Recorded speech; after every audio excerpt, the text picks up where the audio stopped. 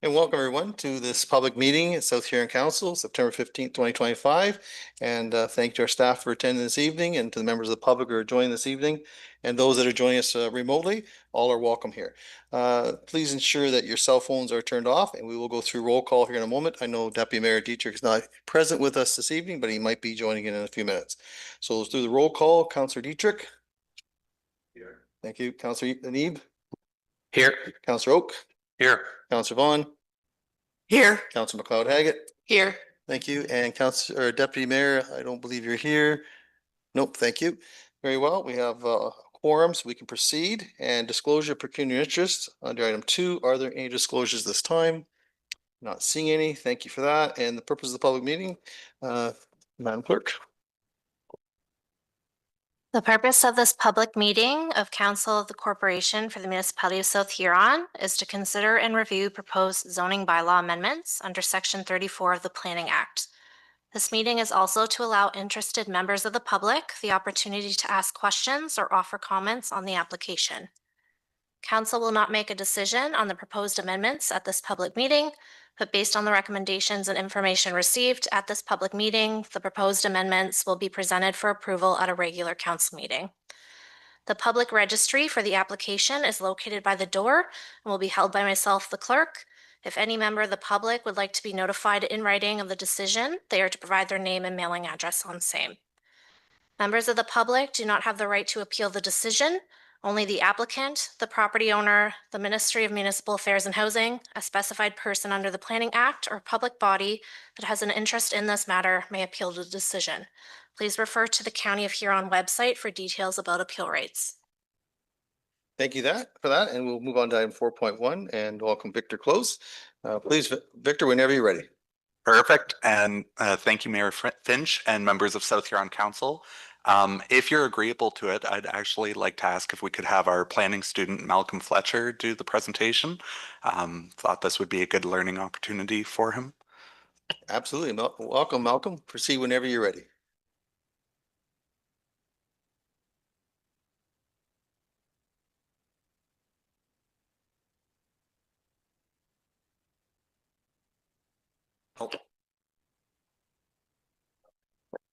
Thank you, Mayor Finch, and thank you, South Huron Council. As Victor said, my name is Malcolm Fletcher, and I am the planning student for the County of Huron. And as indicated by the clerk, this public meeting is to consider the rezoning application Z05-2025, located at 40910 Kirkton Road. The legal description is also on the slideshow. The owner and applicant is Matthew Prout, who is behind me in the stands.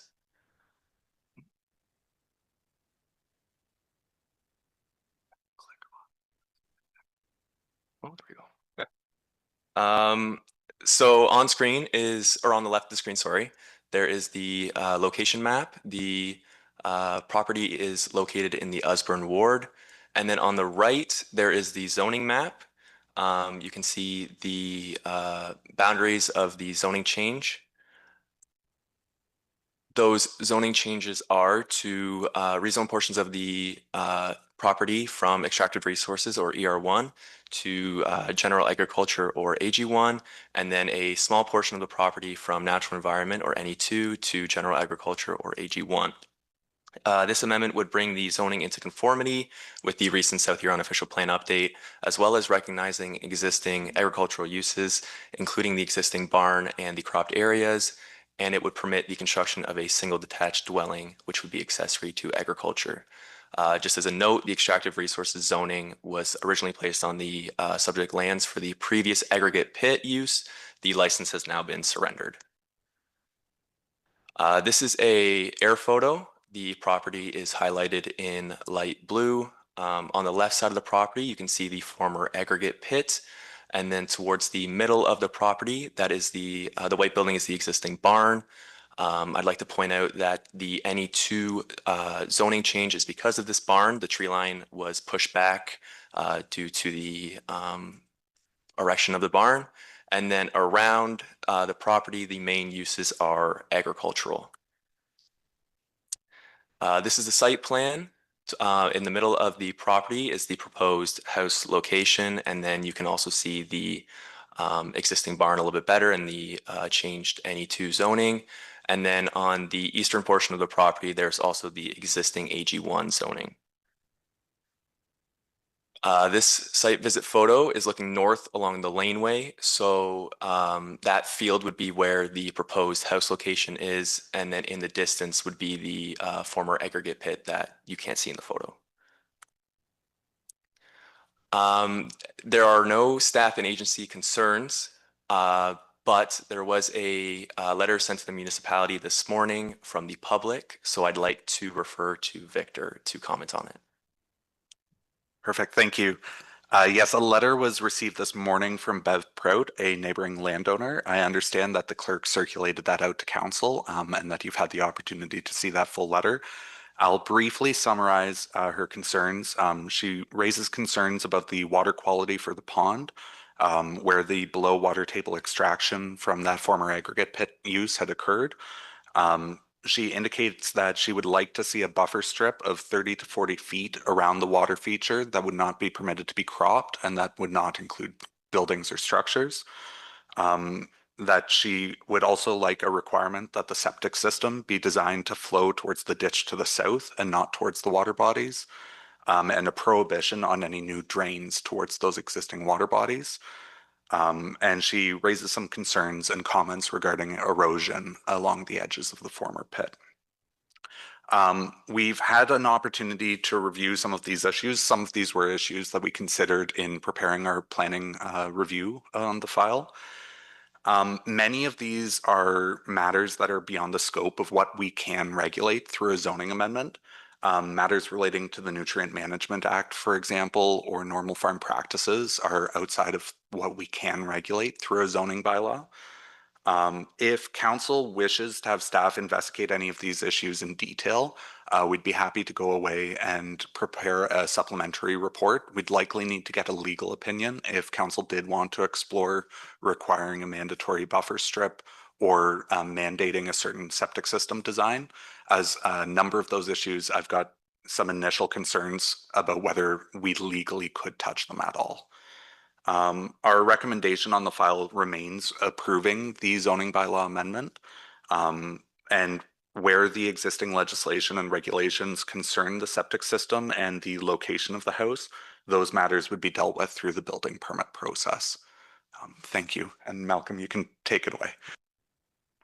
Thank you, Victor. So the application is consistent with the Planning Act as well as the provincial planning statement, and it also conforms to the Huron County and the South Huron official plans, as the land is suitable for agriculture, as the aggregate pit license has been surrendered. It would also conform to the up and coming South Huron official plan update with the natural environment tree line modification. And then it would also allow the property to have a residence and the property to become a farm unit because of that.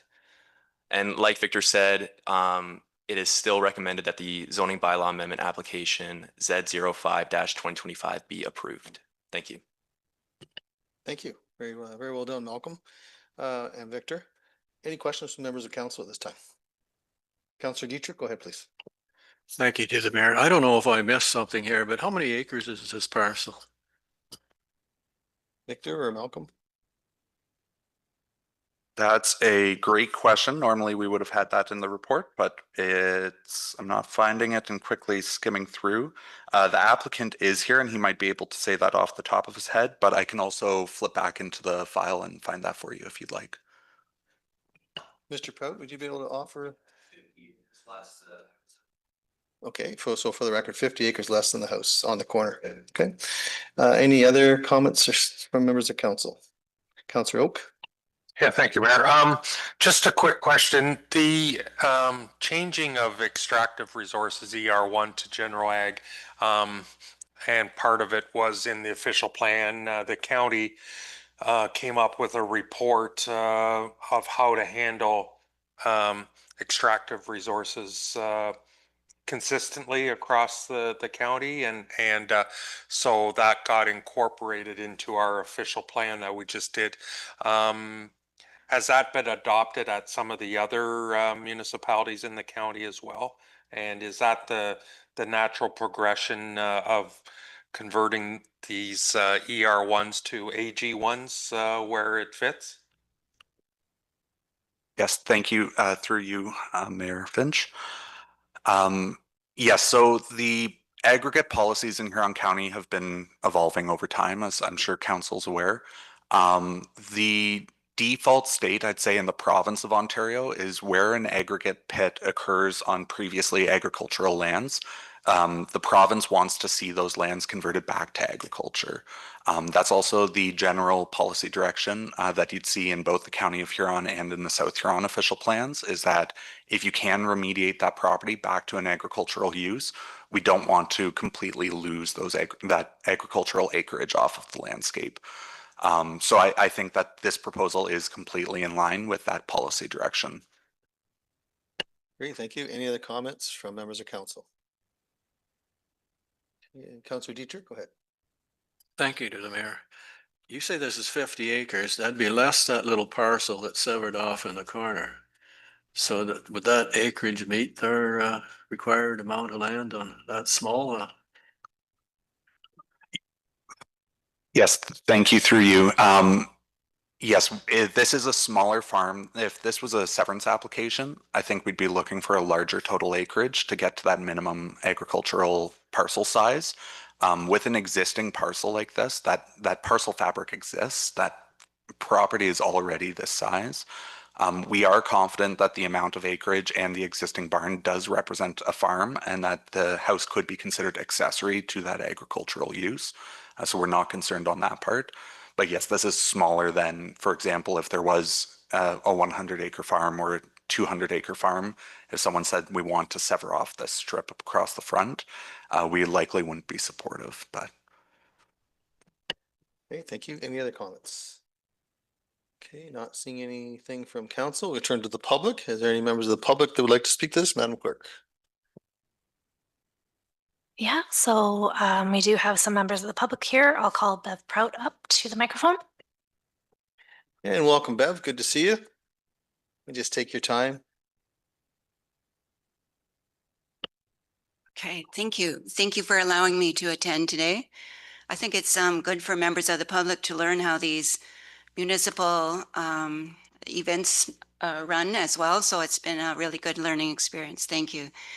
I just think I made my comments because I think this is a very unique situation. Even when I was speaking with Victor, this extractive resources that are accessed under the water table and trying to remediate them are a unique thing. And as I said in my presentation, is the water flows. It's not going to stay in one spot. You might be able to attack a patch of weeds, thistles in our area on one side and have some success. But if something happens to that water, it's the entire pond. So I'm speaking for us as landowners, our neighboring landowners who have wells in that area, and I am converting it to AG1. I have to just really hope, and that is why I brought these comments public, is I have to hope that the land is farmed with that in mind, is that it is a resource that's important for all of us.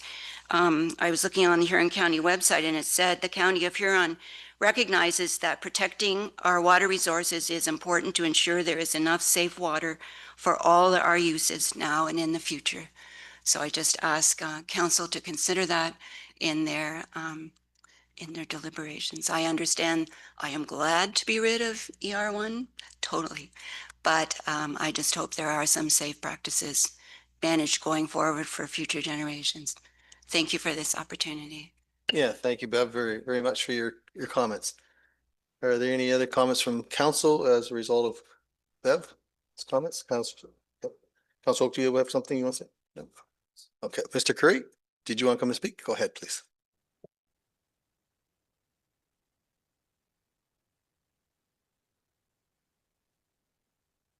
Thank you, Mr. Mayor, and good evening, council. My only comment is I want to thank you for allowing me the chance to participate in this process. And that is my comment. I'm a neighbor directly adjacent to the property, and I appreciate to be notified of the pending decisions. Thank you. Thank you, Mr. Curry. Anyone else would like to speak to this? Oh, Councillor Vaughn, you had a comment? Go ahead, please. I don't want to take away from the public if there was another public member, but yes. So Victor, you mentioned that you mentioned the different elements of what Beverly had to share with us in her communication.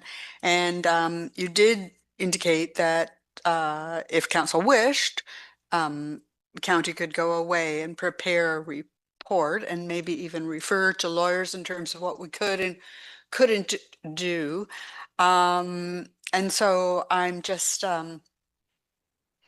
we probably don't have a lot of aggregate experience in the county, but I'm just wondering what you, if you were to do that, what you think you might be able to bring back to the table. Go ahead, Victor. Yes, and in some of our municipalities, we do have more former aggregate operations. When I was speaking with Beverly, the case here was that we don't have a lot of below water table extraction in South Huron or aggregate extraction in South Huron compared to a lot of the north end of the county. And we haven't had a lot of what I'd call progressively rehabilitated pits in Huron County. The rules about how you rehabilitate aggregate pits have changed over time. So that being said, as far as a report back, I think I would suggest that if council wanted a report back, that it would be focused on the specific requests from the neighboring property owner. The suggestion that there be a mandated strip without plowing, without cropping surrounding the water body. The suggestion that there be specific stipulations on the septic system, and the suggestion that there be a prohibition on new drains. I think all of those are matters that I have some concerns that we might not be able to regulate those through zoning. We don't tend to regulate them on the vast number of agricultural properties that may be along a drain or along a water body. But recognizing the neighbors' concerns, we could look into that if council wanted to get more information there. Okay, thank you. Follow up, Ms. Councillor Vaughn, go ahead. Yeah, I'm no expert when it comes to aggregate operations either, but I am just a little bit concerned in terms of, I think Beverly mentioned that there were other drains that were draining into that, and we just didn't want to make it any worse by adding a few more. So I would be very interested to know what we legally and cannot legally address. And it may not be through a zoning lens, but it might also be through a health and safety lens. So I'm thinking in terms of septics as an example. I do believe we as a municipality do have some ability to govern state rules around how waters should flow from a septic system. So I don't know if that report, if we were to ask you to go away and think about that, it would also necessitate having somebody from the municipality from a health and safety perspective. Victor. Thank you. I might try to partially answer that, and then I'd be looking to potentially the CAO or potentially the chief building official for comments. I'm sure that Mike could comment on to what extent the municipality can get involved in septic system design, because largely from a planning perspective, I understand that that's regulated through the building code and through other legislation. But if the tools that council wanted to have looked at were kind of the breadth of municipal powers, I think there would need to be someone else from the municipality involved. I hit my limits at planning and a little bit outside of planning, but I wouldn't want to claim that I have a full understanding of all of your powers under the Municipal Act. Thank you. And Councillor Neave, you had something?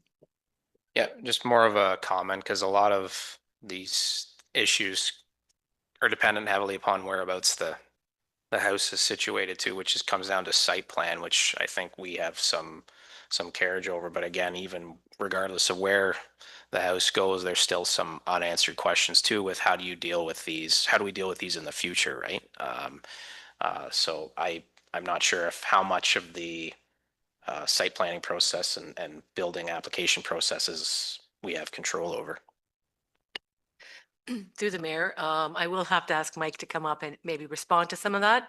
Although I believe that it's exempt from site plan control. I would have to get Mike to speak further. Thank you, Mike.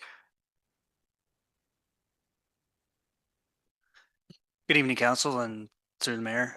So for site plan control, AG1 is exempt from site plan control.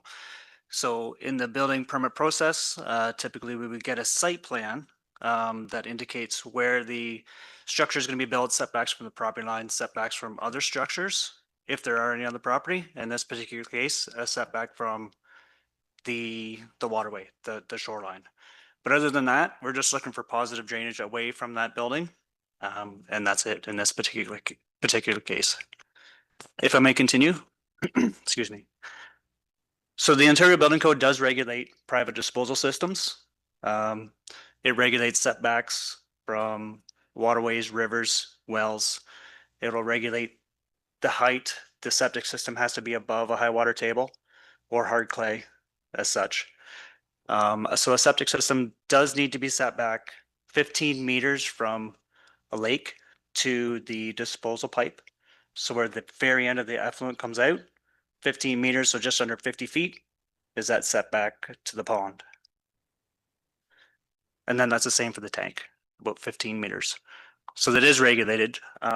Excuse me, to Victor's point, I don't know what kind of legality we have to put setbacks in a zoning bylaw. You definitely cannot encroach into that 15 meters because the building code will supersede or trump our municipal zoning bylaw, but I don't know if you can get further away.